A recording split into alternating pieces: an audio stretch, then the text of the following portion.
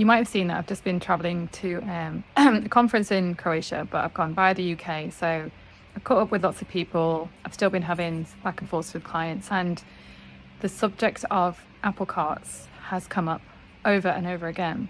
But the actual discussion itself starts off with, I'm really struggling with sleep at the moment, or I've got this headache, I've got this toothache, I've got this backache.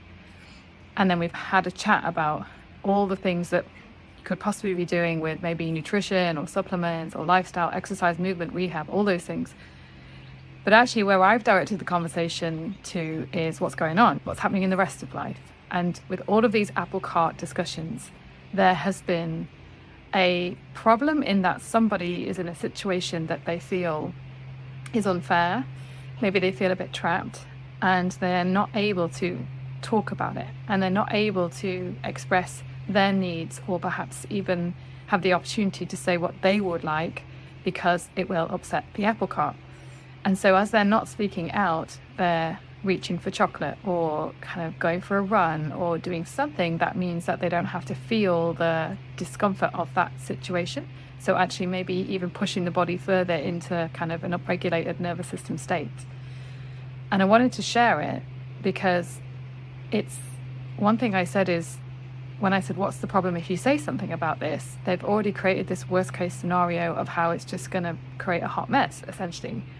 And I've explained that there are ways that you could actually express this coherently, and you might be really surprised about the response that you receive. But equally, if the response is not the one that you want, does that really mean that you should suffer in the meantime?